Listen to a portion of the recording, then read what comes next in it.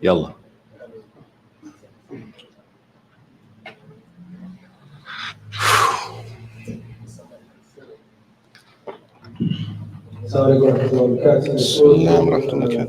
Question, inshallah. Yes. You may mention like 15 students from Philadelphia. 15 students in Mecca from America, not all of them from Philly though. Oh, it was a bunch of brothers from Philly between Mecca and Medina though. Do you still see like the same zeal amongst the youth who go to study, or The same zeal? No, I don't see the zeal like that to study. That when we left, it was a. You'd be surprised, man, who would leave and go study. You'd be talking to a brother tomorrow, he done left and went to Yemen. It was a lot more zeal to go study back then. It seems like a lot of the zeal has been lost over the years, but it was a lot more zeal to go study back then, in my opinion. The brothers who were there between Mecca and Medina at the time from Philly, it might have still been like 8 to 10 people just from Philly at the time. Yes. Can you briefly describe like each of the colleges within Al-Thamaraat, specifically the one that like you like basically major in like the islands, that's it? Well, I can talk about Sharia. The College of Sharia in Al-Qura is, I'm just saying basic terms, you study in Islamic law, and when you finish in Sharia, if you were to go to work for the government, you could be like a lawyer if you finish Sharia. That doesn't mean you don't need on-the-job training and stuff like that, but that's what your credentials equal up to. Qadha, judicial law, if you finish, of course you need on-the-job training, but your credentials equal up to be a judge in the courtroom. Those are the difference between those two colleges. If you talking about Kulliyat al-Hadith, right? The tools and the brothers who come in, they could tell you better, but this is just me on the outside looking in. The tools that you learn in the College of Hadith, in Al-Qur'an's Kitab al-Sunnah, you learning the tools to be a muhaddith, checking to check if hadith are authentic or not. Like a Sheikh Al-Albani, rahimahullah, people who do that kind of stuff. You will learn that kind of thing in hadith, those specific tools like that. Of Quran, they got a Quran college. Qira'at, you got to, of course, be hafiz when you go there, and you learn a different Qira'at. I don't know anybody that went there. Qira'at, besides your man, Abdul Aziz. Yeah, from Somalia. I don't know any Americans that went to the Quran college. Oh yeah, what's the name went? Abdul Razak. Why? Yeah, Sheikh Tahir's son, Abdul Razak, graduated from the College of Quran in Medina, Qira'at, University of Islamia. any advice you would give like to roughly new shahada who's married that want to go study? A new shahada that's married and wants to go study. Man, studying is rough, y'all, especially if you're married. You got to have a woman that's on board. Allah bless me with a good wife. MashaAllah.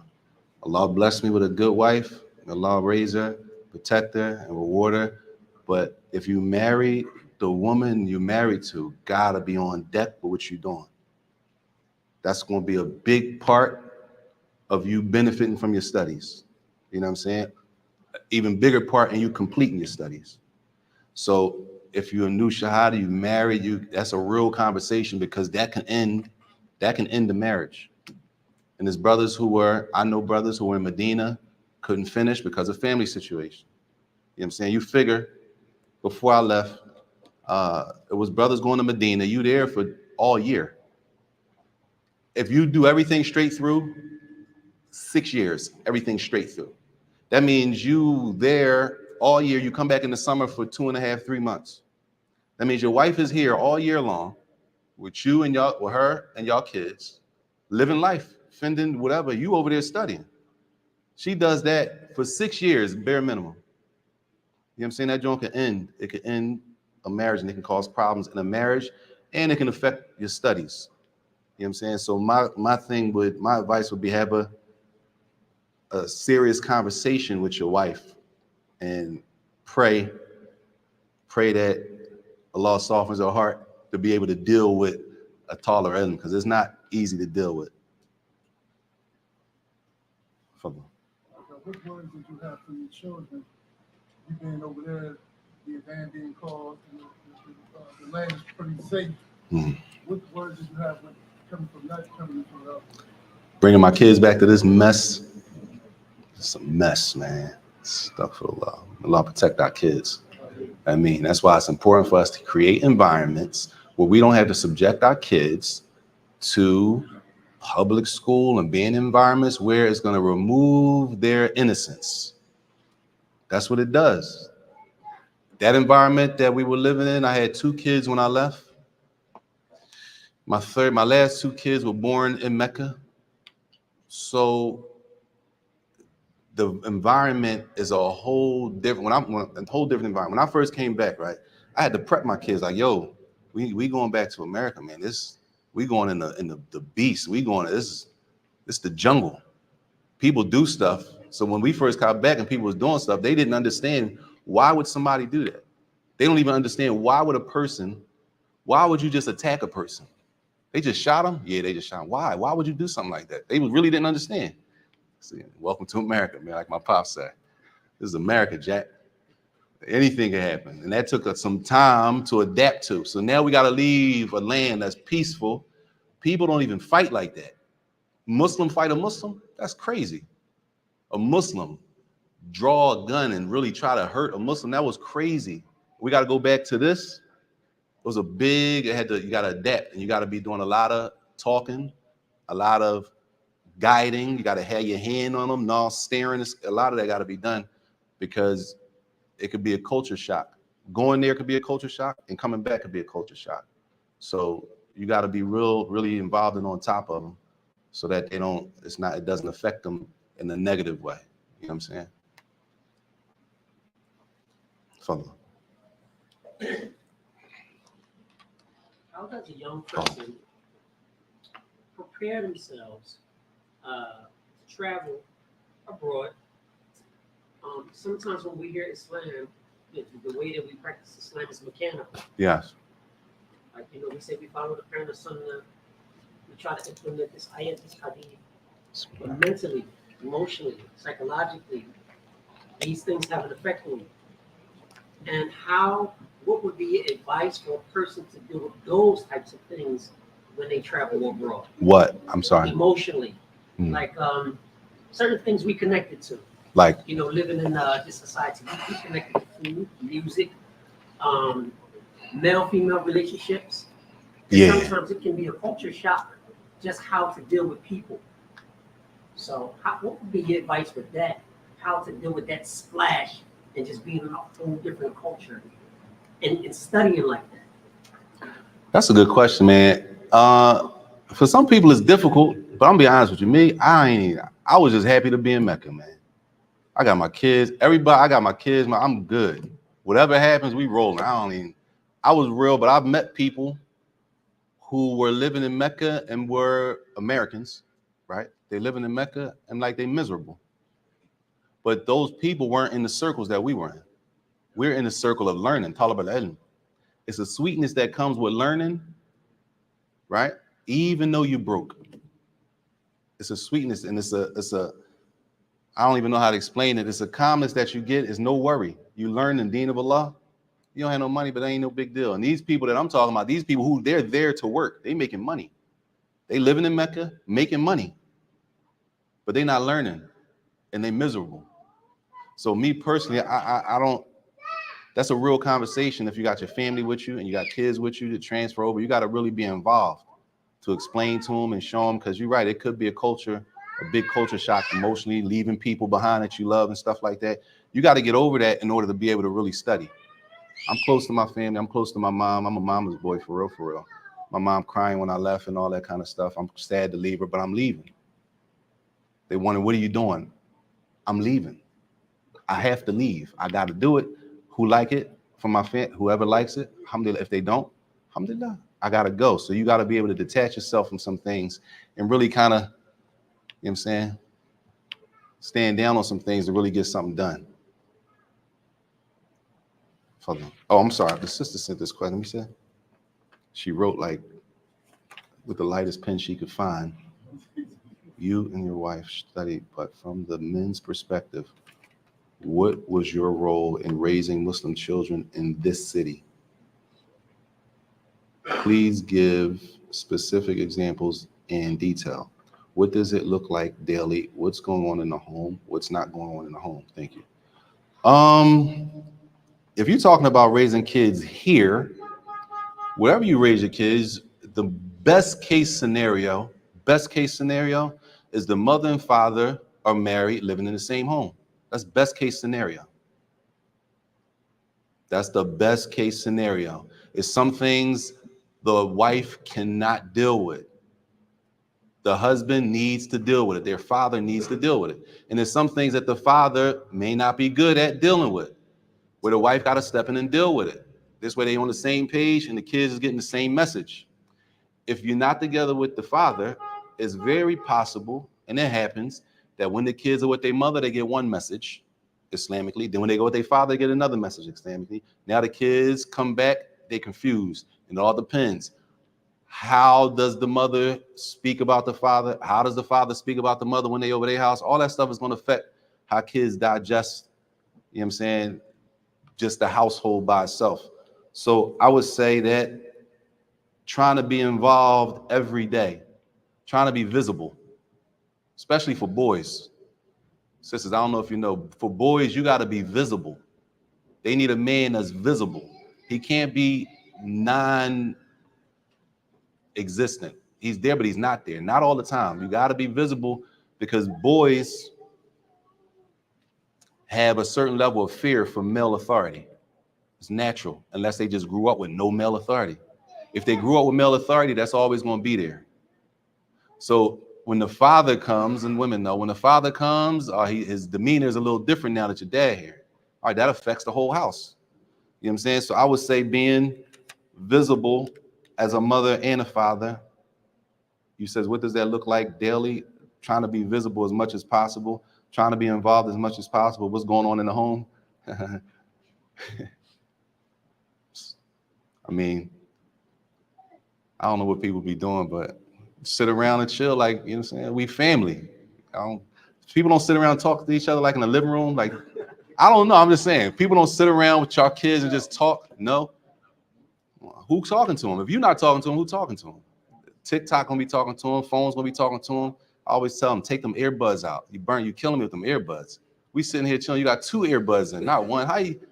Then every time you talk, you screaming. Come on, man. You know what I'm saying? You screaming. We all sitting here, but you only screaming because you got 2 earbuds and you can't hear nothing nobody saying. Like, y'all you got that conversation, just try to be around. And I'm no expert on this. I'm learning. This ain't like I did this. I mean, I have got kids, but I'm just saying, you know, and try to maybe learn from people what's not going on in the home. What's not going on in the home is anything that the Muslims shouldn't be doing. You got to try to have an Islamic-based house. Everything we trying to do is trying to be according to Islam, period.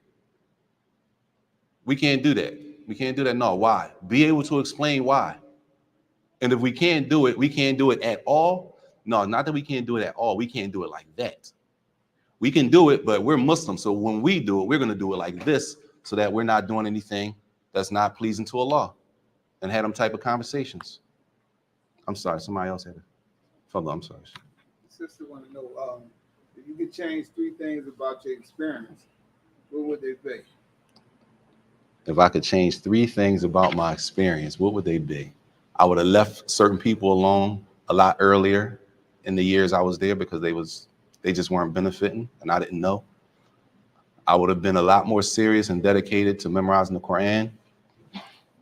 And I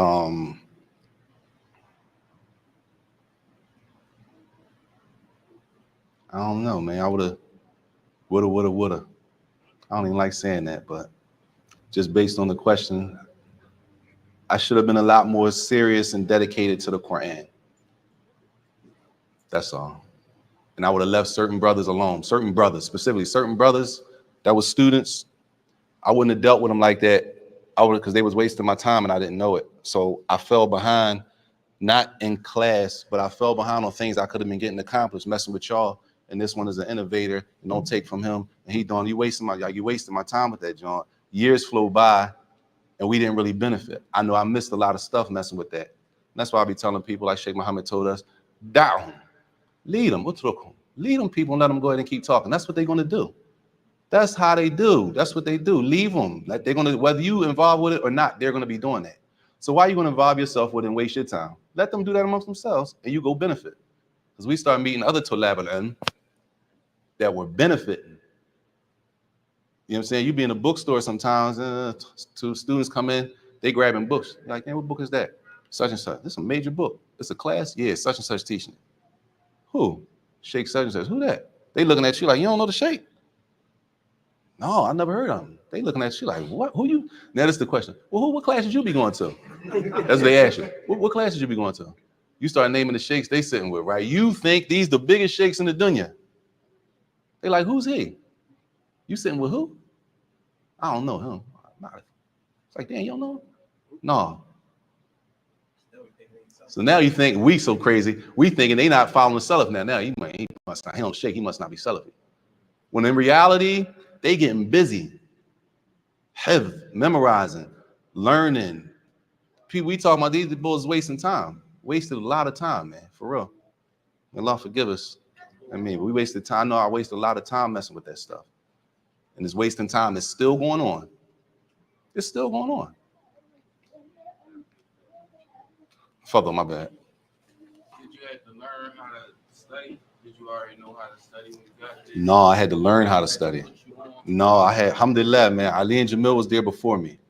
So I got a lot of benefit because they already had stuff lined up. You know what I'm saying? They had programs they was on when I got there. They already getting busy. They already getting busy. What we doing? Oh, that's all right. Cool. Let's do it. Yeah, that's what we doing? All right, let's do that. What books? No, we're gonna do this. All right, cool. We memorizing this. All right, bet. You gotta go get your book, get your copy made. All right, go get my copy made. When we boom, how we doing it? So I had to learn how to study, learn how to read, how to break time down. You got to learn all of that.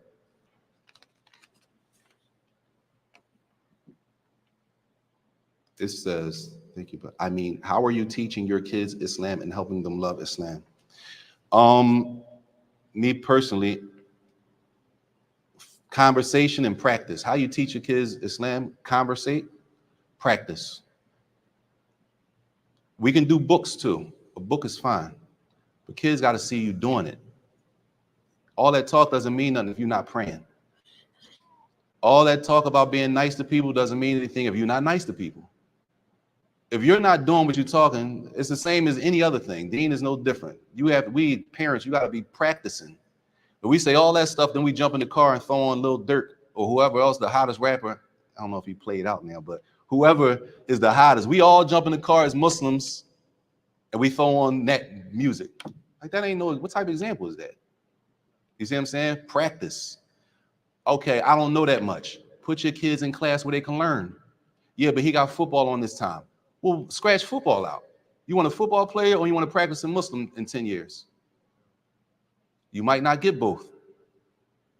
You got to make a decision. We willing to sacrifice for dunya. You can't teach them. Well, I don't know that much. Put your kids in a predicament, in a situation. Since I can't teach, I don't have the time to teach them all the time. Put them in a situation where they can still learn. Because if not, I don't have time to teach. And if I don't have time to teach, more than likely I don't have time to learn. If I'm not learning, the kid's not learning, what type of Muslims we going to have as a household in 10 years? Once they get of age, what type of Muslims are they going to be? So I would say that I talk to my kids. We have class in the house. It ain't like we in class every day all day. I don't want nobody thinking we on that type of joint. Like all Saajid and his family do is sit around and read books, because that ain't the case. That's not the case. It's a time for that. You know what I'm saying? It's a time to talk. It's a time. We family, like, you know what I'm saying? But you got to have them conversations. And if you're not able to teach them, it's plenty of things going on to put our kids in the position to be able to learn what I'm not able to give them. Father. studying during Ramadan, is it strenuous? Yeah, mashallah. Studying during Ramadan, man, the teachers would, alhamdulillah, everybody Muslim, everybody fasting, so the teachers would be a lot easier on us in Ramadan. They would classes in early. They not gonna hold us the whole time. The last 10 nights ain't no class. We off the last 10 nights. Last 10 nights, no class, everybody worship. You know what I'm saying? That was the beauty in it. And during Ramadan, they're gonna cut the hours. If it's really a 6-hour day, we might have a 4-hour day. You know what I'm saying? So they was real lenient when it came to, oh yeah, then people dropping off food at the house. They giving out money for the students because we was hurting like a curtain for certain. You know what I'm saying? We hurting like a curtain for certain. So Ramadan, it was a lot less strenuous. The teachers fasting. Everybody fasting. Yeah, we still seeking knowledge and learning, but everybody's fasting, so the schedule's a little different. And everybody's focused on praying, Quran, and stuff like that. It says, what is your financial obligation as a student? How do you take care of a family when you are a full-time student? You married with a family, your obligation is as a student, whatever your obligation is if you're not a student. You're a husband, you got a family, you got an obligation to take care of your family. That's it. We students don't mean you're not responsible for what you're responsible for. Are you still responsible? So we had to work. We used to teach English. Whether we was in Mecca and we went to an English center, they got English centers. People don't know English at all. You're teaching them not the alphabet, but my name is Saajid. What is your name? That's the level. You teaching them English. So we had to teach English. Sometimes we couldn't get jobs in Mecca. We got to drive 1 hour. We drive an hour away to work. So what that means is not even an hour. Hour with Shweya, probably an hour and a half, you know what I'm saying? Don't let it be Sawanus. Don't let it be traffic. We drive an hour and a half there. Work for 4 to 6 hours, right? Then an hour and a half back. That's 7 hours, right? All right, and out to us, that's 7 hours that I didn't read. That's what that equals in our terms. That's 7 hours away from the books. That's a problem for us. We consider that a problem. So we take the time that we can and read in the car driving and read on the way back. Or I'm tired, I can't read. We popping the tape in the car driving, popping the tape on the way back. We going over issues on the way driving, issues on the way back. You see what I'm saying? They try to take as much time as we need to benefit, because the obligation of being a husband or a father does not drop off because you're a student of knowledge. It doesn't drop off. I'm sorry. Was that it? Hold on. I know you said you didn't memorize Quran yet. What would be some advice for a young brother or sister trying to memorize Quran? Advice for a young brother or sister trying to memorize Quran: sign up for a Quran class and be prepared to lose a couple friends. Not lose them like they don't like you and you don't like them. Lose them like you don't have time to spend with them. You don't have much time to spend with them. You're busy with the Book of Allah. Prepare yourself, just as a Taliban in general, student of knowledge, prepare yourself to lose contact with a lot of people. You can't keep answering your phone. You can't keep going back and forth text messages. Can't keep going back and forth emails. You don't have time for all that. You got to be worried about studying, reading, review. I don't understand this issue. Call somebody. I'm calling people to make sure I understand the issue. So if you're trying to do a Quran class, sign up and get ready. Prepare yourself for, like Sheikh Abdul Majid told us, a long road. But the reward in it is worth it. Like he told us when we were starting the Mecca News, and we brought that to him in the middle of a class that we were supposed to be having, and we wanted to start translating articles and stuff like that. And at the time, I think I had just finished the Arabic program. So I was there 2 years. Y'all had to be there at least 4 years. So we had class with Sheikh Abdul Majid, and we go there and we show him what we want to do. And he said, first of all, number one, don't come with this type of stuff in the middle of our class. This is our class time. We doing this book. This is what we here for. If y'all want to do that, I'll make another appointment for y'all. We could do that sometime else. Number two, don't just think, I'm there 2 years. They there 4 years. Number two, he said, Don't just think because because you translate something from Sheikh bin Baz, rahimahullah, or you translate something from Sheikh Uthaymeen, rahimahullah. Don't just think because you translated a fatwa or something that you've reached some level of knowledge. Y'all still in the beginning. How many years was they there? 4 years. He said, y'all still in the beginning. Antum fi bidayat at-tariq. And he said, the road is tawil, and the road of knowledge is long and difficult. Y'all come, because what this is about to do, y'all translating this stuff from Sheikh bin Baz, this is about to take away from your studies. You worried about translating something when you should be worried about the knowledge. So he said, if y'all want to be translators, I think you told him, right? He said, if y'all want to be translators, y'all got enough to go be translators. If that's what y'all want to do. Y'all can go ahead and leave if y'all want to be translators. He said, if y'all want to be translators, y'all go to Egypt or learn Arabic to be a translator, if that's what you want to do. If you want to be a translator, you can go to Egypt, learn Arabic, and you'll be a translator. As far as ilm, knowledge, y'all can't let this thing that y'all want to start translating stuff like that, don't let that be a distraction to the knowledge. So my advice to a person who want to learn Arabic, number one, sign up for an Arabic class. Quran class, so that you can recite to the teacher and get corrected, and he can help you or she can help you with your memorization and how to do it. I don't care, one-on-one class, whatever, get a teacher. A lot of us got this thing, we don't want people to see us make mistakes. I don't know where we get that from. So we don't want to do a class. We want a one-on-one in private over the internet where nobody can see me make a mistake.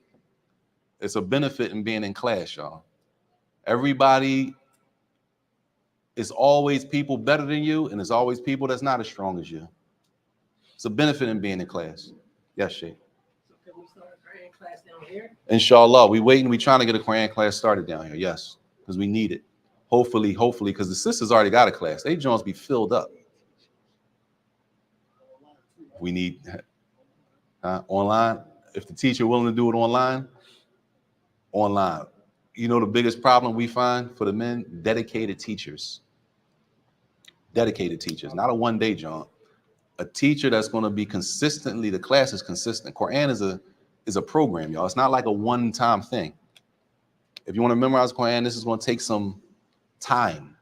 It ain't just going to be a weekend job, like a weekend lecture. It's going to take some time. And generally, a person can memorize the Quran. Generally, it could take you 2 years. It could take you 5 years. But all that time you reciting Allah's book, you're getting reward, worship. So it ain't no time lost. There's no time lost. Do you or anybody that you study with so do anything special outside of like actually studying that helps you like learn? So like for example, there's like people who say that I would drink like Zamzam water to like help my memory, things like that.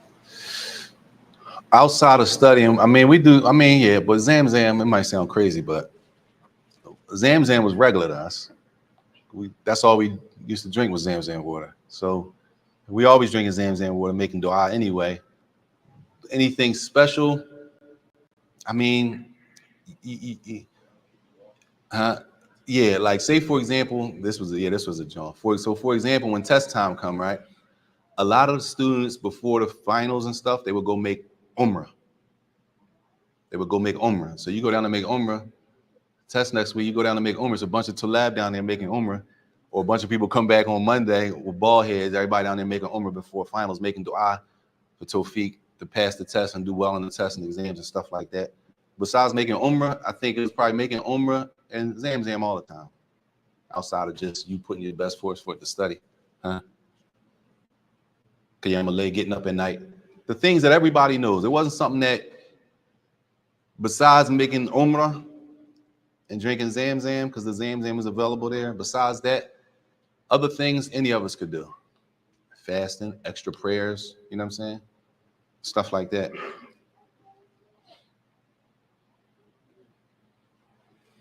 I'm sorry, Father. Did your teachers usually taught the students how to teach when y'all did get back?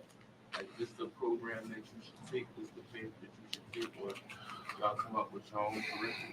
Still about it. The teachers didn't necessarily tell you how to teach or what to teach. like, for example, they didn't give you a list of books and say, make sure you go back and teach this. Every community, every country is different. You know what I'm saying? You got to know. That's what they always tell us. You know your people. So when you go to your people, make sure you give them what they need. The expectation is that you know what to do. That's the expectation. You should know what to do. You learned, right? You should know what to do. You have plenty of opportunity to learn here. When you go back, you have to gauge your people and you have to give them what they need. You already know the books. Everybody knows the name of the books, but you got to make sure that that book part of you have to make sure that book is for that level. So it wasn't necessarily when you go back, say this, do this. But it was more like the expectation is that you go back and deal with your people the way they need to be dealt with. And they'll tell you, it's for the people who want to know. I don't know. That's my man. They'll tell you for the people who want to know. You're supposed to know your people. You're supposed to be able to gauge the people and give them what they need. That's your job. They'll tell you, you know your people better than I do. So you should know what to teach them and what not to teach them. That's the responsibility of the student who's teaching or the imam who's teaching. That's his responsibility or her responsibility, because when we were there, our wives were studying. So it's sisters who studied, right? The sisters should probably, you know what I'm saying? They should probably talk to the sisters about what it takes to study for a woman. You know what I'm saying? It's not something light. My wife was in the language program. She was coming home with stuff in Quran. We was just memorizing the Quran and the men's. They had to memorize the Quran and the tafsir, right? So I'm like, damn, y'all doing, I don't, she asked, I'm like, I don't know. You on your own. I got to do my own Jones. My bad. I don't know what that means. Sorry. What's this? I don't know. We're not doing. We just memorize. Y'all got to do the tafsir too? Yeah. Oh, I can't find this word. Astaghfirullah. Astaghfirullah. I got my own stuff I got to do. You know what I'm saying? So the woman's joint was intense. And Allah reward them. You know what I mean?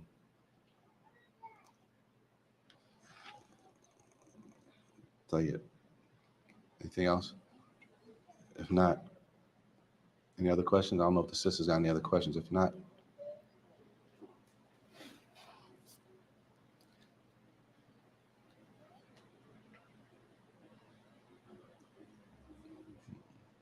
no. It says here. Yeah.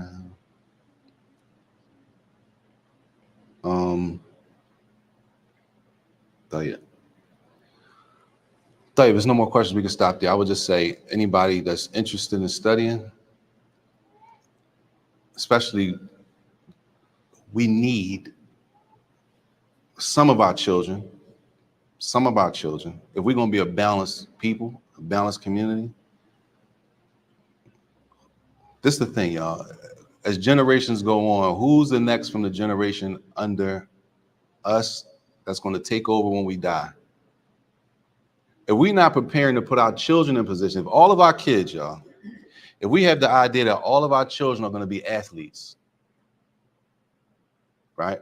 Nothing against athletes. If we got the idea that all of our children are going to be businessmen in business, everybody's going to be doing that, who's going to lead the salat when it's time to lead the salat? Everybody's going to be in, all of our boys got to go to the NBA and the NFL. All of them. Most of them. That's what we're going to dedicate most of that. We have to set them up. It's going to be our loss. It's going to be ours. It's going to be us that drop the ball, the parents. If we don't set our kids up, who's going to be leading the prayer? Who's going to be giving the Jummah?